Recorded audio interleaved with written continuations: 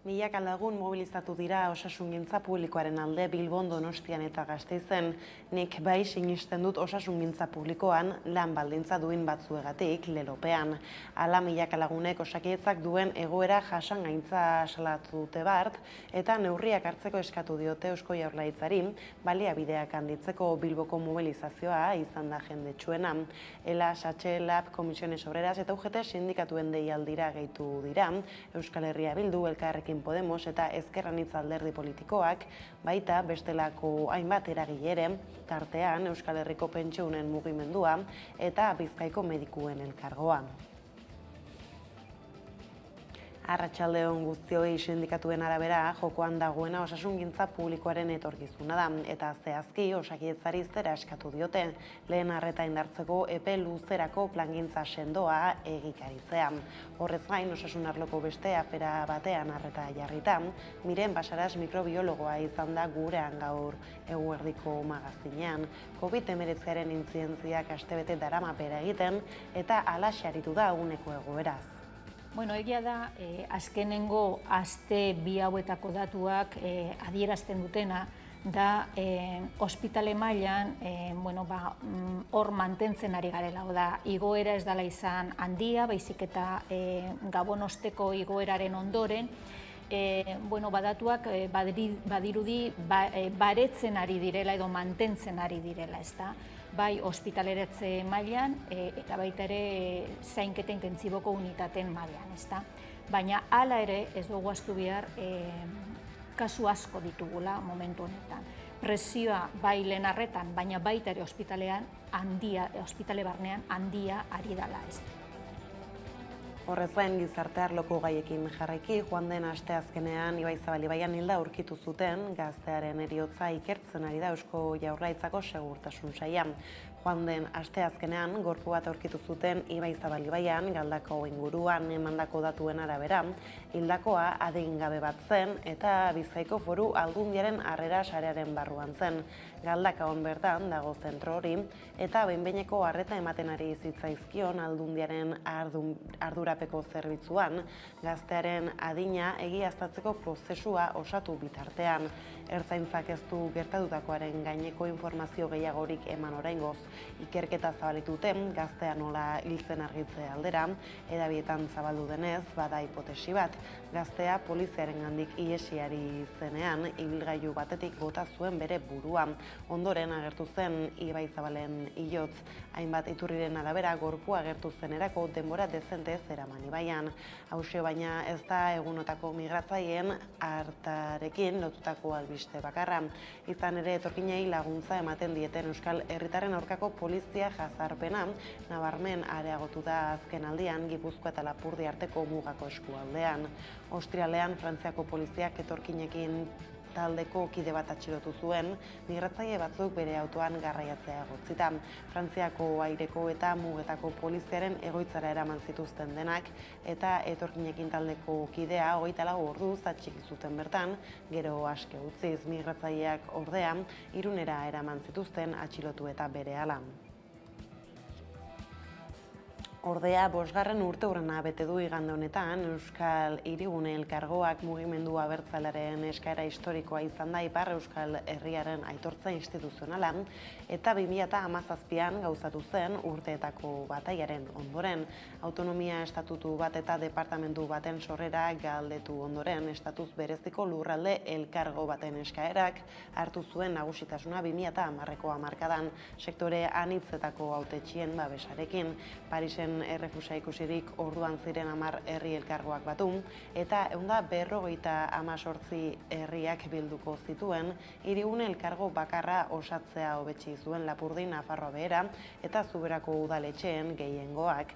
Ipar Euskal Herriak izan duen lehen instituzio propioa eraikitze fasetik politika publikoak ontzera pasatzen 2020ko hauteskundeen ondotik, baina askoren ustez bere mugak erakutsi ditu dagoeneko. Halere zinuka daiteke Ipar Euskal Herriko instituzioaren sorrera garapen historiko bat izan zenik ezkerreko mugimendu abertzalearentzat. Bestadetik, Europar Batasuneko atzerri ministroek Antony Blinken Ameriketako Estatu Batuetako estatu idazkariarekin hitz egingo dute gaur Errusiarekin Ukrainako krisiari buruz izan dituen azken elkarrizketen inguruan. Izan ere argi utzi du azkar zigortuko lukeela Mosku bizilagunari eraso eginez gero. Historikoki hegemonia aldaketa bat egon izan denean beti gertatu da gerra eta oraingo honetan norbaitek horretarako asmorik badu Ameriketako Estatu Batuak da. Mendebaldearen eta Errusiaren arteko tentsioa areagotuz doa eta ez dirudi orain arte egindako ahaleginek emaitzarik dutenik, baina bi aldeek jarraitzen dute mailaren inguruan esertzen eta bada zerbait. Mendebaldeko herrialdeak asteak daramatzate maniobra militarrak egiten euren lurraldeetatik kanpo, Errusia bere mugen barruan mugitu den bitartean, hala etxe zuria Moskuren urratzen zain da eta alderantziz. Adi jarraituko dugu gaurko bilera, mendebaldeko blokeak zer esan zain bitartean, gurean kultur zein kirolen eskutik bada zer esana izan ere Menditur zinema zirkuituaren 10. edizioa eta honen abiatu da asteburuan eta datozen asteetan Euskal Herriko zein kanpoko hainbat herritara eramango ditu programak, jaialdiaren pelikula sarituak edota nabarmenenak. Urtarriaren 24 eta 25 Donostian izango dira emanaldiak, 28an Zangotzan eta 29an berriz Valentziako Canet de Berenguer herrian. Gerora Euskal Herriko eta Espainiako beste 12 udalerrik jasoko dituzte jaialdiko filmak maiatzera bitartean, baina oraindik ere zabalik dago egitaraua eta leku gehiago lortzeko aukera. Iaz 38 hiri edo herritarra iritsi zen Menditurra 8.500 ikusle erakarriz. Badalerro buruak horrela iritsi da eguneko argazkiari heltzeko unea eta horretarako Aiara Daurreta kazetariarekin egingo dugu konexioa. Izan ere, milaka lagun mobilizatu dira osasungintza publikoaren alde Bilbon, Donostian eta Gasteizen, nola igaro da bart protesta eguna, Aiara. Atzo milaka lagunek osakidetzak bizi duen egoera jasangaitza salatu zuten. Bilbo, Donostia eta Gasteizen egindako mobilizazioetan nik bai sinesten dut osasungintza publikoan eta lan baldintza duin batzuengatik irakur zitekeen pankartetan. Bilboko manifestazioa izan zen jendetzuena. Sindikatuen deialdira gehitu ziren gainera EH Bildu, Ezker Anitza eta Elkarrekin Podemos alderdi politikoak eta baita hainbat eragile ere. Tartean Euskal Herriko pentsiunen mugimendua eta Bizkaiko medikuen elkargoa. Sindikatuen hitzetan jokoan dagoena osasungintza publikoaren etorkizuna da eta horregatik lakuari eskatu diote berehalako neurriak har ditzala. Ospitaleak gero eta estuago, langile gutxiago eta daudenak leher eginda. Egoera jasanezina da eta profesionalak nekatuta gaude. Gizarte osoaren problema da. Eusko Jaurlaritzak eta Sagardui Andereak ez ditu bermatzen gizarteak behar dituen osasun zerbitzu publikoak. Eta behar duguna da langile gehiago, baliabide gehiago. Europako eta Espainiar estatuko azken postuetan dago osasun gastuari dagokionez. Horrez gain, hezkuntza itunaren harira bere iritzia plazaratzeko agerraldia egin du goiz honetan LAB sindikatuak Bilbon eta bertan izan zara, ez da, Aiara? LAB sindikatuak agerraldia egin du gaur goizean. Izan ere, Araba, Bizkai eta Gipuzkoako hezkuntza akordioaren eztabaida irekita dago. Horren harira, LABek hezkuntza akordioa eragin dekalogoa aurkeztu du.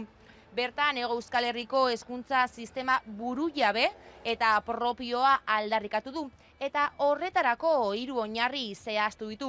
Batetik, hezkuntza sistema duala, hizkuntza ereduak eta segregazio aldagaiak gainditzeko beharra. Bestetik, Euskal Kurrikulumean oinarrituta egongo den hezkuntza sistema. Eta azkenik, hezkuntza euskaldun, feminista, laiko eta inklusiboa bermatzeko neurriak. Hala, Garbine Aranburu, LABeko idazkari nagusiak azpimarratu du hezkuntza sistema errotik aldatu behar dela. Ez duelako euskalduntzea bermatzen eta segregazioa bultzatzen duelako. Eta bai, ikusten duguna da, azken garai honetan, euskalduntze prozesua atakalarri batean dagoela, politika publikoen gabezien ondorioz, ez delako apustu politiko garbirik egon, eta baita ere, teknologi berriek gurean beroz eta indar gehiago daukatelako eta horiek nagusiki erderaz mintzo direlako. Horregatik, beharrezkoa iruditzen zaigu euskalduntze politika ausart, integral eta erradikalak bultzatzen. Bestaldetik, Pedro Sánchez Espainiako gobernuko presidenteak larunbat honetan iragarri duenez, datorren astearteko ministroen kontseilura eramango du, 2022ko pentsioen eguneratzea zer gehiago dakigu. Astero legez, pentsiodunek elkarretaratzea egin dute eta bertan salatu dute. Espainiako gobernuak abenduan ezarritako pentsioen igoera txikiegia dela. Hala, larun batean, Pedro Sánchez Espainiako presidenteak agerraldia egin zuen eta bertan iragarri zuen asteartean ministroen kontseiluan justizia eta duintasunagatik ia 10 milioi pentsio eguneratuko dituztela eta 2021-etik 2022-ra 6 milioi euro bideratuko direla horretarako. Gainera, nabarmendu zuen Sánchezek, erreformari esker pentsiodunek 74 euroko igoera jasoko dutela. Esto significa que una pensión mínima, que en el año 2017 supusiera 637 euros, cobraría, si no hubiésemos hecho las modificaciones que hemos hecho y si hubiese mantenido el sistema del Partido Popular, cobraría 646 euros en el año 2022. Bueno, pues con el nuevo modelo cobrará 720 euros, es decir, 74 euros más al mes. Pentsiodunen hitzetan ordea gutxiegi da hori eta salatu dute erosteko ahalmena galduko dutela, zehazki 3% baino gehiago aurten. Bilboko asteleheneko elkarretaratzean izan zara iara zer diote pentsiodunek. Pentsiodunen iritziz ordea igoera hori txikiegia da eta ohartarazi dutenez, erosteko ahalmena galduko dute, zehazki 3% baino gehiago. Inflazioa 6,5%koa izan baita 2021-ean. Hala erronka zailak eta kezkagarriak dituzte pentsiodunek, gaur-gaurkoz gutxieneko pentsioa oso urrun dago duina izatetik. Eta Jon Fano, Bizkaiko pentsiodunen mugimenduko kideak, salatu du jaso berri duten pagatxoa txikiegia dela. Hasieran igon ziguten 0,9%, orduan pagila izan da kalkulatuta 1,6%. Hau zer suposatzen du? Gure erosmen ahalmena murriztuko da pilo bat. Ikusita azaroan KPI, urte arteko KPI izan zen 5,5 eta abenduan 6,5. COVID-19-ari helduta berriz entzun dugu lehenago Basaras mikrobiologoan, bada horrez gain, gaurtik indarrean da txertatze ziurtagiria Ipar Euskal Herrian. 16 urtetik gorako herritarrek beharrezkoa izango dute txertatze ziurtagiria erakustea hainbat leku publikoetara sartzeko. Hegoaldean berriz ikusteko dago neurriek bere horretan jarraituko duten ala ez. Bien bitartean, milaka lagun bildu dira asteburuan Bilbon COVID ziurtagiriaren aurka udane arbeo. Jada indarrean da txertaketa pasaportea Ipar Euskal Herrian. Astelehen honetatik aurrera beharrezkoa izango da osasun baimen berria erakustea hainbat establezimendu publiko zein pribatutan sartzeko. Orain arte osasun ziurtagiriak aurre ikusten zuen txertaketaz gain nahikoa zela test negatibo bat ikustea, baina aukera hori bertan bera geratu da. 16 urtetik gorakoei bakarrik ezarriko zaie lege berria. 12 eta 15 urte artekoek nahikoa izango dute aurreko osasun ziurtagiriarekin. Horiek horrela gaurtik aurrera txertaketa pasaportea nahitaezkoa izango da kultura instalazioetara sartzeko, ala nola museoetara, liburutegietara, antzoketara edo zinema-aretoetara, baita ostalaritza lokaletara edo kirol esparruetara sartzeko ere. Bestalde dokumentu hori aurkezten ez dutenek ezingo dute ibilbide ertain edo luzeko garraio publikorik erabili. Aitzitik ez da eskatuko txertak eta ziurtagiria adinekoen egoitzetara edo ospitaletara sartzeko. Bertan osasun paseak funtzionatzen jarraituko baitu. Txertaketa egutegiaren ordez PCR negatibo bat emateko aukera horrekin. Hego Euskal Herrira begira agintariak baikor agertu dira COVID kasuak beheranzko bidan direla ikusita. Dena dela zuhurtzia eskatu dute. Neurriei dagokienez, Araban, Bizkaian eta Gipuzkoan egun dauden neurriak ostiralera arte izango dira indarrean. Ordutegiei eta aforoei eragiten diete batez ere neurriok, eta horiek labik berraztertu beharko ditu hauekin jarraitzeko edo aritzeko erabakia hartuz. Labik baina oraindik ez du bilerara deitu. Eta COVID ziurtagireari dagokionez, hasiera batean datorren astelehenera arte dago indarrean, edota azken 14 egunotako intzintze metatua 300era jaisten bada. Testuinguru honetan asteburuan milaka lagun bildu dira Bilbon COVID ziurtagiraren aurka bizitza plataformak deituta. Bizitzak adierazi duenez COVID pasaportea herria kontrolatzeko eta esperimentu genikoa nahi ez dutenak diskriminatzeko da.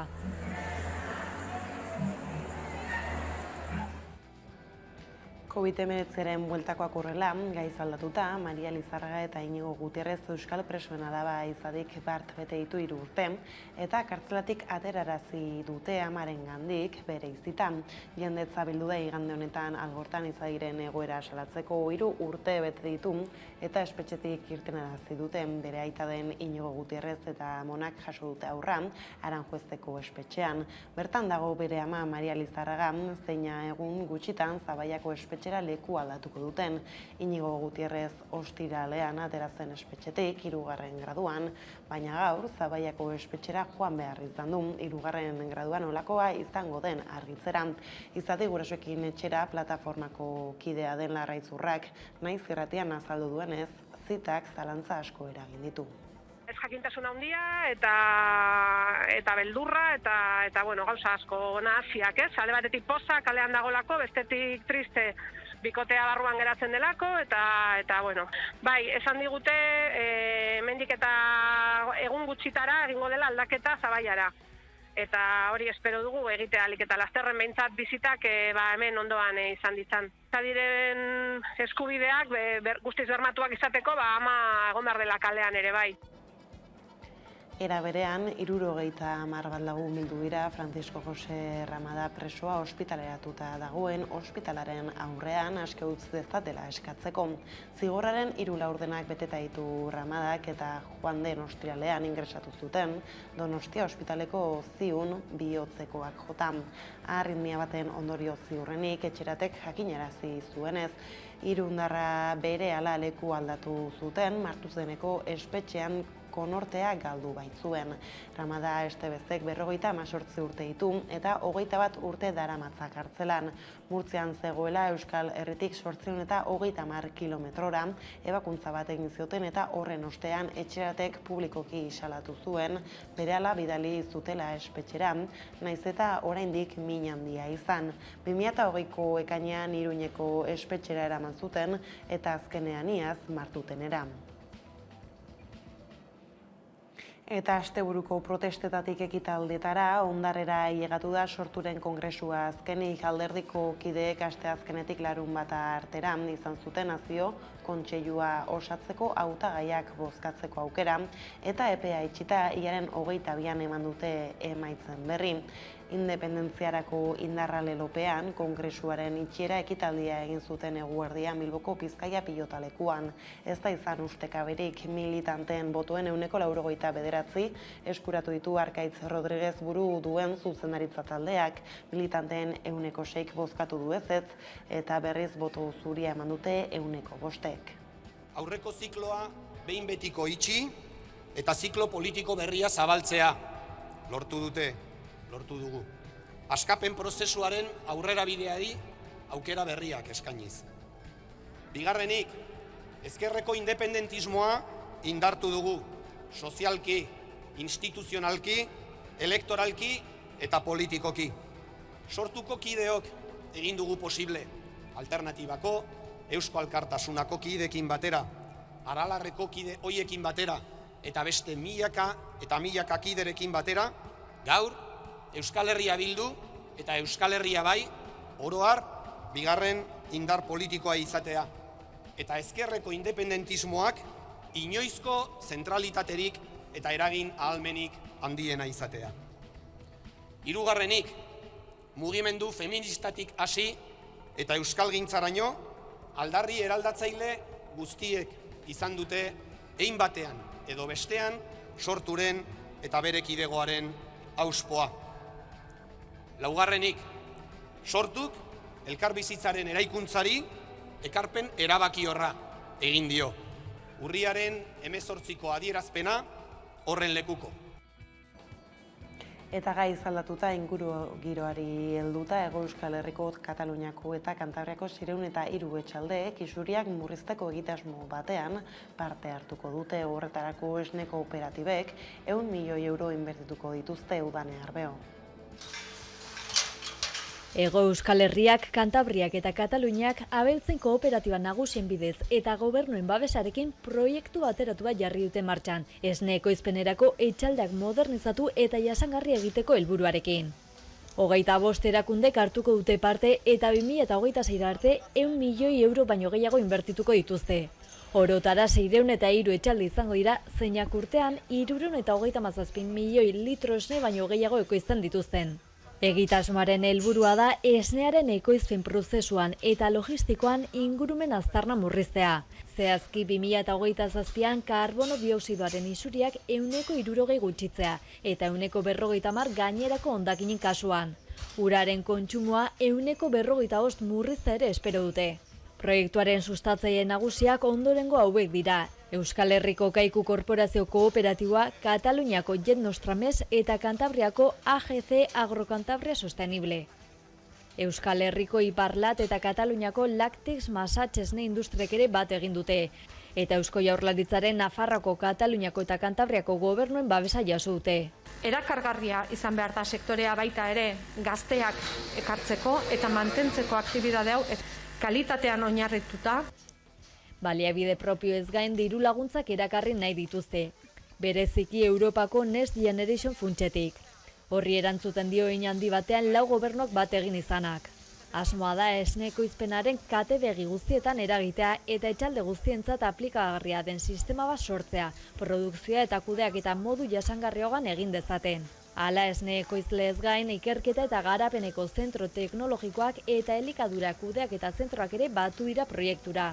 Besteak beste Euskal Herriko Neiker, Azti eta Intia. Eta albistegiari agur esan baino lehen, nazioarteko kontu eixo aipatu dugu lehentxeago ere historikoki hegemonia aldaketa bat egon izan denean, beti gertatu da gerra eta oraingo honetan norbaitek horretarako asmorik badu, Ameriketako Estatu Batuak da. Bada gaur Europar Batasuneko atzerri ministroek Antony Blinken Ameriketako Estatu Batuetako estatu idazkariarekin hitz egingo dute, Errusiarekin Ukrainako krisiari buruz izan dituen azken elkarrizketen inguruan aiara durretan. Errusia eta Ukrainaren arteko tentsioa ugaritzen doa bi herrialdeak banatzen dituen mugan. Mendebaldeko potentziek eta Errusiak Europa ekialdean dituzten interes geoestrategiko kontrajarrien ondorioz tentsioak baina oraindik ez du goia jo. Elkarrizketa saioek ez dute korapiloa askatzeko biderik argitu oraingoz, eta testuinguru horretan Genevan bildu dira Errusiako atzerri ministroa eta Amerikako Estatu Batuetako estatu idazkaria. Ukrainaren eta Europaren militarizazioaren inguruko gatazkari aurre egiteko, gerra erretorika gogorra eta Moskuren segurtasunaren inguruko eskariei uko egin ondoren. Bi aldeek konpromisoa eskatu diote elkarri irtenbide baketsu bat bilatzeko, baina bada ezpada mugimenduetan ari dira gatazka militar posible baterako, nork bere posizioa indartu nahian. Testuinguruan jartzeko egungo Ukrainako herritarrak segregatuta daude, Europako mendebalderen alde edo ekialdearen alde. Horrela, mendebaldeko potentziak batez ere Amerikako Estatu Batuak, baina baita Europar Batasunare, Ukrainan agintari errusiazaleen aurkako herri presio politikoa ari dira egiten, NATOra sartu nahian. Horiek horrela Errusiarentzat Ukraina NATOko kide izatea marragorria da. Bai arrazoi estrategiko, bai arrazoi historikoengatik. Horregatik exigitu du ez bihurtzea. NATO kostera argi utzi du Ukraina herrialde subiranoa dela nahi dituen aliatuak aukeratzeko. Bien bitartean, Erresuma Batuak jakinarazi du Ukraina armaz hornitzen ari dela, Errusiaren inbazio posible bati aurre egiteko. Kanada ere laguntza militarra ematen ari zaio Ukrainari. Errusiak aldiz soldaduak bidali ditu Bielorrusiara eta Ukrainiako agintariek kezka agertu dute Errusiak ez dute duen bere herrialdearen kontrako eraso bat abiaraziko hainbat norabidetatik aldi berean. Hori bai, hori guztia munduan gertatzen ari den mugimendu militarraren adibide bat baino ez da. Hurbilen ditugun estatuei helduz Europar Batasuna ikuspuntu politiko militarretik Amerikako Estatu Batuen protektoratua da eta bere funtsezko tresna NATOa da. 2022ko ekainean gainera erakunde Atlantikoaren goi bilera egingo da Madrilen. Bada, Espainiar Estatuak NATOn lagunduko duela adierazi du Margarita Robles defentsa ministroak. 2 ontzi militar mugiarazi ditu dagoeneko eta hegazkinak ere eskaini ditu. En este caso concreto se ha adelantado lo relativo a la salida de los buques, del cazaminas y de la fragata. Erabakiak aldiz hautsak harrotu ditu Espainiako politikan. Unidas Podemosen ustez operazioa akats larria da eta erabakiak Espainiako gobernua ezegonkortu dezake. PP berriz Espainiaren erabakiaren alde agertu da. El gobierno de España contará con todo nuestro respaldo. Ordea, EH Bilduko diputatu Mertxe Aizpuruak Euskadi Irratian ohartarazi du erabakiak gerra baten atarian jartzen duela Espainia. Eta bai larria dela, ze gerra baten atarian jartzen gaitu. Kontuak kontu eta iritziak iritzi, konponbiderik gabe jarraitzen duen gatazkak eta hainbat militar mugetara edatu dituenak munduaren hurrengo urteak definituko ditu eta funtsezko aldaketak ekarriko ditu potentzia handien arteko harremanetan. Bada eguneko kontuak horrela iritsi gara albistegiaren bukaerara gaurkoan, Kerolgeren hurrengo maiatza kantuarekin agurtuko zaituztegu horren bestez, abestia gustoko izango duzuelakoan, besterik ez gure aldetik. Hauek izan dira eguerdiak guran gaur utzi dituenak, guztiak eta gehiago nahi duzuen aldiro, 11.eus atarian ondo izan eta bihar arte. Zeharka ikutzen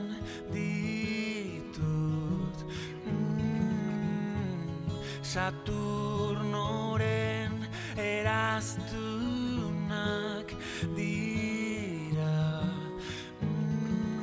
hain ederra da urrarrokak dira laztana